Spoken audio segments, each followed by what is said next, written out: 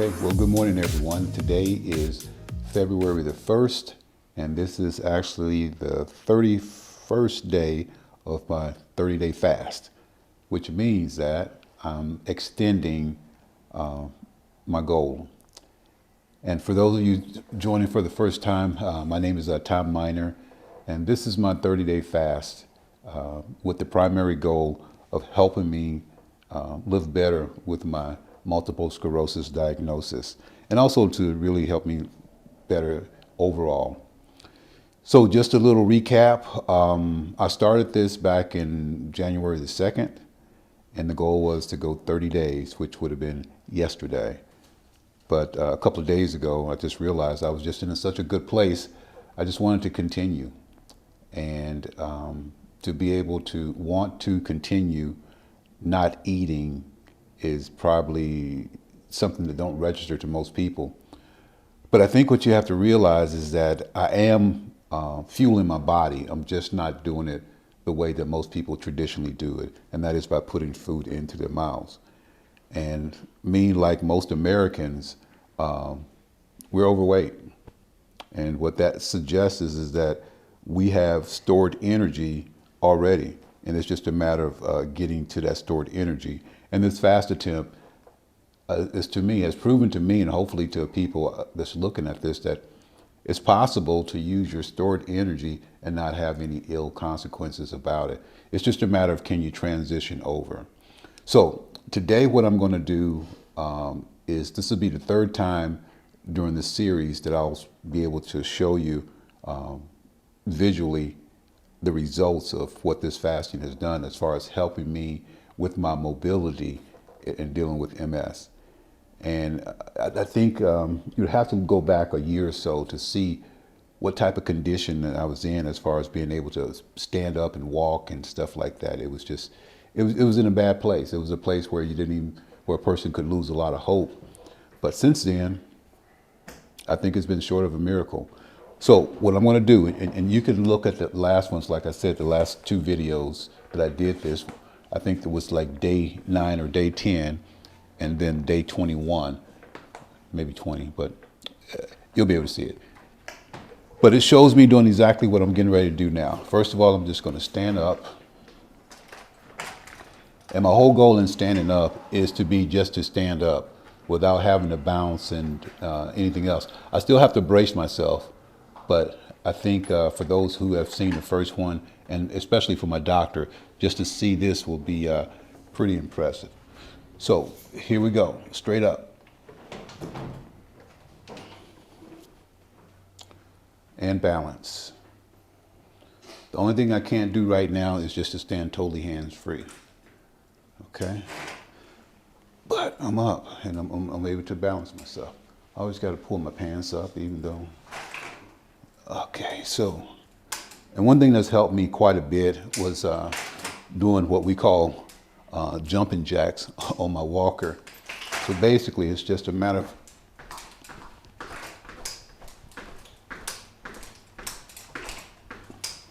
and each time I do that, I'm able to kind of balance myself. And this is the key, being able to stand up as far as taking those steps. So here we go.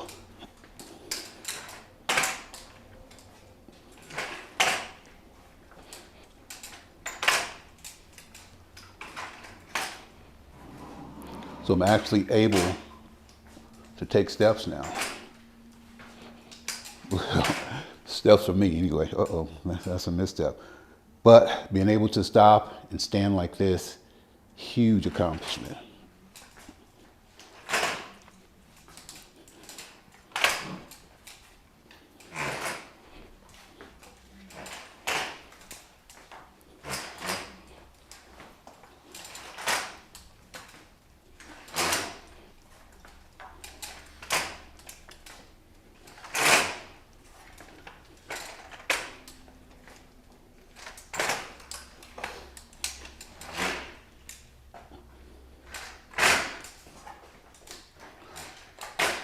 It's just a matter of time where I'll be able to do this without walker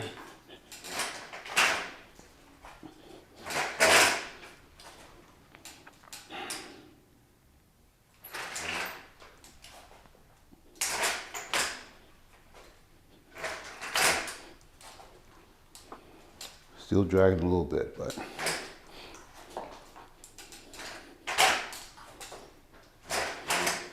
Okay, so now to get on the machine. I still need help with this, but one day.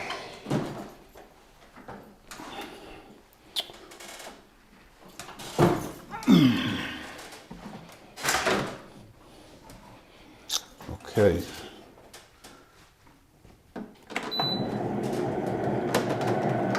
Okay, I got it too. So here we go.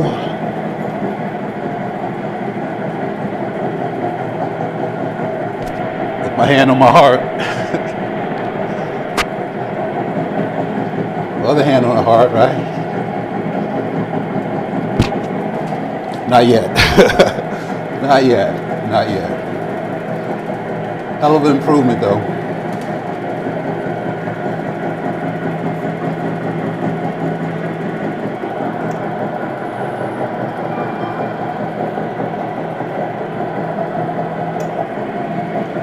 May not seem like a big deal to you guys, but man, this is a big deal.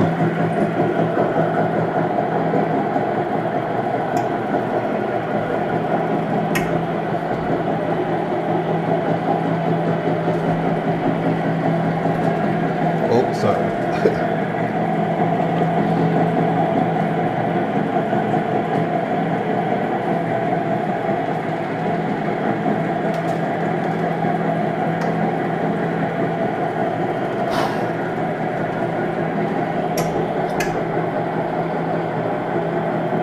Yeah, at first I couldn't do this at all. It was just a nightmare. But now I can hold this position for 10 minutes, which is a big, big deal.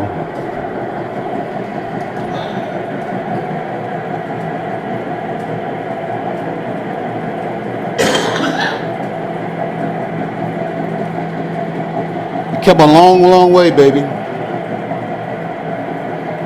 Hey, again, I did this before, but I want to make sure I do it again. This is Tim standing over here. And without him, the motivation, every morning, you know, we meet like at 7-ish. He's here. It's been priceless. So I think anytime people have a journey like I'm doing now, it's important to have people there with you to kind of just be there sometimes. They don't have to do nothing but just show up, and it allows you to show out in certain ways. So I just want to say thank you to Tim in front of all the people on YouTube.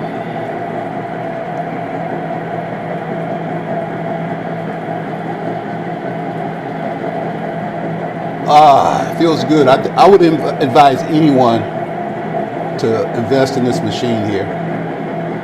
It's been such a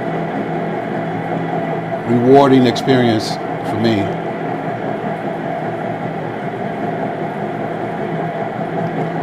So I'm going to cut this short and just go back. Get ready for the dismount. A perfect 10 again. Okay. Now, the long walk home. Walking the mile. But I'm thankful, very thankful.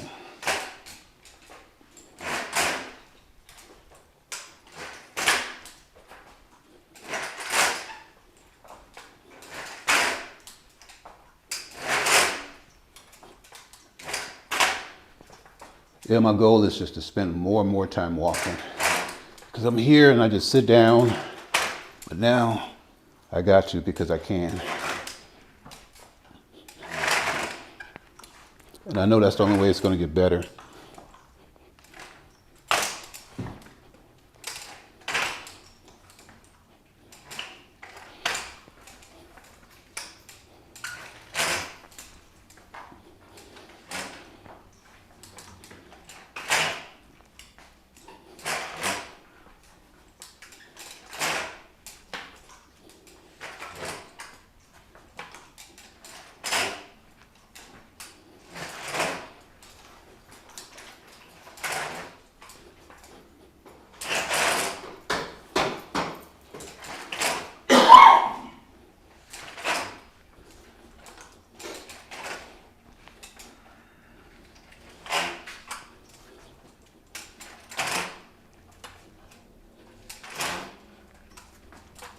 Okay, so now to pivot around.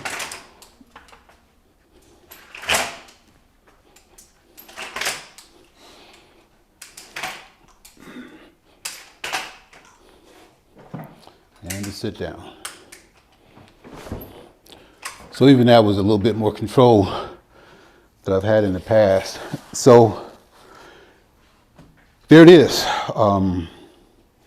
You guys didn't see this, but this is the second taping of this. So I'm kind of winded because the first one we did, audio problems, stuff like that. So anyway, this is the second time within the last 30 minutes. So a little bit more winded than usual. But either way, 31 days, right? Without eating, right? Sounds impossible. I get it. It really does sound impossible. But here's the science behind what I'm doing. And I think that might make some people happy to know that what I'm doing is not nothing extremely extraordinary. I mean, it is, but it's doable. And the reason why, just follow me on this. A pound of fat is like 3,150 calories. That's what it takes to accumulate that, right? The body, any given day, without doing, too much extra stuff, it will burn about 2,100 calories, right? So then, a day and a half of a negative burn, which means that you're burning your normal intake of 2,100, but you're not putting anything in, and then maybe you're doing some external exercises like I'm doing, then it's possible to burn, let's say, in a day and a half to burn a pound of fat. And if you are physically able to exercise, you could burn a pound of fat in one day, right? So then fat is fuel. Basically, it's food that you ate that the body couldn't pass or do anything else, so it turns it into fat, which it stores away for times when you can't eat, okay? So then if you got stored energy, and if you stop eating, it would make sense that the stored energy will then be used. Okay? Now, if that stored energy is put away in a form that is easy for the body to use and easy for the brain to use, and maybe even more efficient, they call those ketones, then it would stand to reason that you possibly could operate better in a fasted condition than you could in a non-fasted position or, on an empty stomach. Now, if you research how long you should fast, the main thing that dictates the length of your fast is your excess body weight or your excess fat. So then if you're a guy, if you're like me with excess fat, that means that you could fast for quite a while, because I still feel like I'm 40 or 50 pounds overweight, maybe more. But anyway, that's another story. So that means that I still got another 30 or 40 days, technically, if you just look at that argument, to be able to continue to fast. But here's the thing that I think most people have a difficult time with, and that is the willpower that it takes to move away from the table, to put the spoon down, to not get the potato chips, the Doritos, the oxtails, the barbecue. It goes on and on. And thank God I've been able to do that. Now, don't get me wrong. I sit here and look at food all day. Well, not all day, but probably more than I should. But I've been able to not purchase the food, buy the food, or eat the food. And I'm perfectly satisfied. But I do have my mental struggle, because I want to, enjoy what I know has been good to me all these years. So then, with that said, 32 days is tomorrow. And my new goal is the 10th of February, which I don't see no reason for me not to hit it, other than, me giving up mentally. And it's a good ride. I would encourage anyone to at least attempt to do maybe a short one. When I say a short, maybe a day, maybe 20 hours would be good. I mean, or either try one meal per day, and then see how that feels. But for most people, I think the thing to do is to start with intermittent fasting, where you give yourself a window of time in which you eat, but give yourself at least 14 to 16 hours of fasting, non-eating. That includes the time that you sleep as well. So with that said, the proof is in the pudding. I'm anxious to see my doctor so we can do the full blood panel and all this other stuff. But I'm positive that it's going to be good. And I appreciate you guys watching. Please like and subscribe. And if you know of anyone struggling with any type of illness or anything like that, just tell them to do the research on fasting. And then after that, make a decision for yourself. It won't cost you nothing except for the willpower that you will gain by being able to implement any type of fasting program. So with that, talk to you tomorrow.